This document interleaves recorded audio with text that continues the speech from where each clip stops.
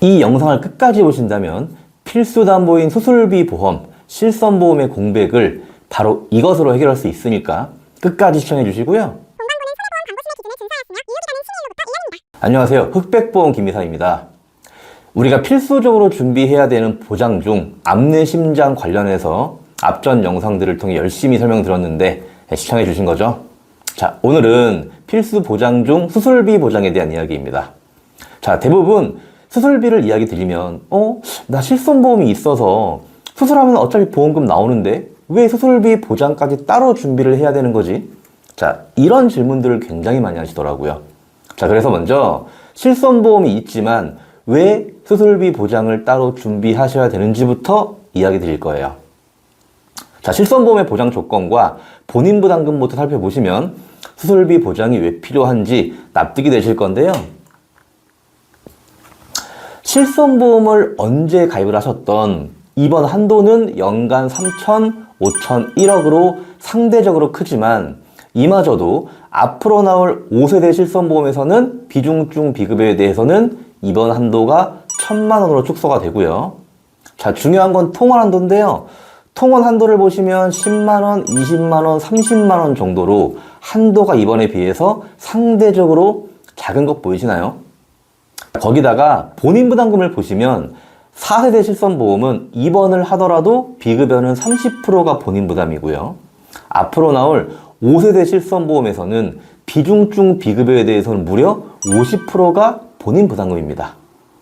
자, 그렇다면 제가 여기서 질문을 하나 드려볼게요. 모든 수술을 과연 입원해서 할까요? 의료기술이 발달함에 따라 당일 실수로 끝나는 것들은 많지 않을까요? 자, 그렇다면 통원으로 수술을 하는데 비급여이고 병원비가 1,000만 원 나왔다면 통원 한도가 10만 원, 20만 원, 30만 원인 실손보험에서 커버가 가능한가요?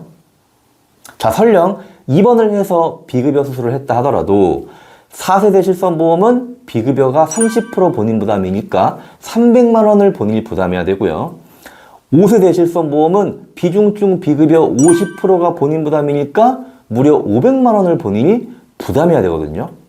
자, 거기다가 실손보험은 보험료가 어떻게 되죠? 자, 물론 가입 시기에 따라 갱신되는 방법과 갱신율은 다르지만 어쨌든 비급여 관련 청구가 많아지면 언제 가입을 했든 보험료가 지속적으로 올라가서 갱신되는 구조로 유지하셔야 되는데 이 부분 역시 만만치 않으실 거예요. 자, 그래서 실손보험을 있지만 입원에 대한 비급여 본인 부담금의 증가와 통원 한도의 낮음, 지속적인 보험료 갱신에 따른 부담, 바로 이러한 부분 때문에 수술비 보험에 대한 준비가 필요한 것입니다. 자, 여기까지 이해되시나요?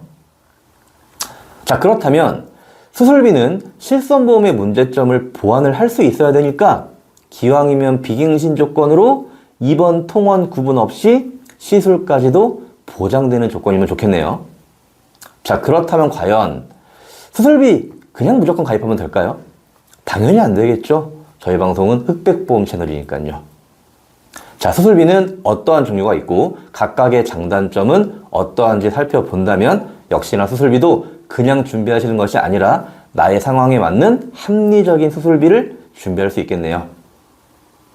자, 위설계는 B보험회사 40세 남자 직업급수 1급 20년 납 100세 만기 비갱신 조건의 설계고요. 질병 관련 수술비는 크게 질병 수술비, 1종에서 5종 수술비, 특정 질병 N대 수술비 이렇게 나뉘어집니다. 각 담보들의 장단점을 설명드릴 거니까 지금부터 집중해서 잘 봐주시고요. 자, 설계서 보시면 150번, 163번, 164번 질병수술비, 종합병원 질병수술비, 상급종합병원 질병수술비 보이실 거예요. 자, 이 보장은 질병으로 수술하면 입원, 통원 구분 없이 병원 급별에 따라 수술비를 보장해주는 내용인데요. 장점은 질병으로 수술했을 경우 현재 판매되고 있는 수술비의 종류 중 가장 보장 범위가 넓은 담보입니다. 다만 단점은 보시는 것처럼 보장 금액이 작기 때문에 큰 수술을 하게 되었을 경우나 비급여 고가의 수술을 하게 되었을 경우에는 병원비의 커버가 되지 않는다는 치명적인 단점이 있습니다. 자, 아무래도 보장 범위가 넓다 보니 보장 금액 대비 보험료가 상대적으로 비싸다는 단점 또한 존재합니다. 자, 그래서 이러한 단점을 보완해주는 보장이 165번부터 169번까지 질병 1에서 5종 수술비입니다. 자, 1종 20만원, 2종 50만원, 3종 200만원, 4종 500만원, 5종 1000만원으로 설계를 했는데요. 회사와 연령, 건강 조건 등에 따라 보장 금액의 한도는 다르니까 참고해 주시고요. 질병 수술비의 단점이 고가의 비급여 치료나 큰 수술을 했을 경우 보장 금액이 너무 작았잖아요. 자, 그래서 질병 1종에서 5종 수술비는 상대적으로 가벼운 수술은 1종, 2종으로 보장 금액이 크지 않지만 상대적으로 중대한 수술인 4종, 5종으로 500만원, 1000만원 이렇게 보장 금액을 키울 수 있기 때문에 질병 수술비에서 큰 수술에 대한 보장 금액이 아쉬웠던 부분을 보완할 수 있다는 것이 바로 장점이라고 할 수 있습니다. 하지만 당연히 단점도 있겠죠. 자, 먼저 해당 비보험회사, 해당 상품 1에서 5종 수술비 약관 내용을 볼게요.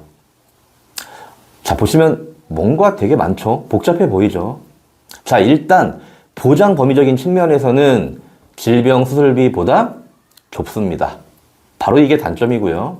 자, 같은 질병이어도 수술의 방법에 따라 1종, 2종, 3종, 4종, 5종이 결정되기 때문에 자, 예를 들어 뇌혈관으로 똑같이 진단을 받고 수술을 한다 하더라도 어떤 사람은 뇌를 열지 않고 비관열로 수술을 한다면 3종으로 200만 원의 수술비가 보장되고요.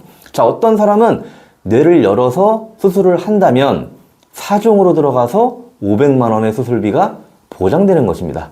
쉽게 말씀드리면 개복, 개두같이 장기를 열어서 수술할 경우에는 4종, 5종에 속해서 보장 금액이 크지만 시술로 끝나는 비관열 같은 경우에는 1종, 2종, 3종에 속해서 상대적으로 보장 금액이 작아질 수 있다는 단점이 있는데 아시겠지만 의료기술이 점점 발달하면 아무래도 점점 개복, 개두 수술보다는 시술이 많아질 것이거든요. 자, 그렇다면 이러한 시대 흐름적인 면에서는 분명히 아쉬운 단점이 있겠네요. 자, 항상 보험은 단점을 서로 보완할 수 있게 상품이 만들어지기 때문에 역시나 이러한 단점을 보완하기 위한 수술비가 바로 특정 N대 질병 수술비입니다. 특정 N대 수술비는 회사마다 116대 질병, 119대 질병, 130대 질병, 144대 질병 이런 식으로 차이점이 있기 때문에 회사별 차이점은 반드시 전문가와 상담을 통해서 확인해 보시고요. 자, 이 보장은 정해진 특정 질병 코드로 수술하게 될 경우 수술 방법에 관계없이 정해진 보장 금액을 보장해 주는 내용인데요. 장점부터 말씀드리면 특정 질병 코드에 포함되면 보장 금액이 30만 원부터 1000만 원까지 나오니까 질병 수술비의 보장 금액의 아쉬움을 보완할 수 있고요. 1에서 5종 수술비가 같은 질병이어도 수술 방법에 따라 보장 금액이 달라서 예를 들어 뇌혈관 같은 중대 질병이어도 비관열 수술을 하게 되면 3종이라 보장 금액이 크지 않았단 말이에요. 자, 하지만 이 특정 질병 수술비는 뇌혈관 진단 코드면 관열이든 비관열이든 지금 설계대로라면 수술 방법에 관계없이 1000만 원의 수술비가 보장되기 때문에 질병 수술비와 질병 1에서 5종 수술비의 아쉬운 부분을 각각 이렇게 보완해준다는 장점이 있습니다. 하지만 특정 질병 코드만 보장되기 때문에 당연히 보장 범위적인 측면에서는 질병 수술비와 1에서 5종 질병 수술비에 비해서 좁다라는 단점이 있겠네요. 자, 수술비 특약의 장단점 여기까지인데 깔끔하게 정리되셨나요? 자, 그렇기 때문에 내가 실손보험만 믿고 수술비 보험을 준비를 안 하셨거나 수술비 보험이 있기는 한데 질병 수술비만 있다거나 질병 1에서 5종 수술비만 있다거나 특정 질병 수술비만 있다면 반드시 전문가와 상담을 해 보셔야겠죠. 자, 여기까지 보신 여러분들은 어떤 생각이 드시나요? 실손보험 갱신 때문에 부담스러우신 분들, 본인 부담금이 큰 실손보험을 가입하신 분들, 수술비 보험 가입하셨거나 앞으로 준비하실 분들 상단에 카카오 아이디, 전화번호 있으니까 이쪽으로 연락 주시고요. 네이버 카페명에 흑백보험 검색하셔서 카페 들어오시면 영상을 통해서 다 말씀 못해드린 더 자세한 정보들이 많이 있으니까 보험에 대해서 많은 정보를 얻고 싶으신 분들은 방문하셔서 질문과 댓글 달아주시면 저희가 실시간으로 상담해 드릴 거고요. 그렇기 때문에 앞으로도 많은 이용 부탁드리고요. 자, 마지막으로 구독, 좋아요는 앞으로 더 좋은 영상과 더 좋은 자료를 만드는데 도움이 됩니다. 다시 돌아오겠습니다.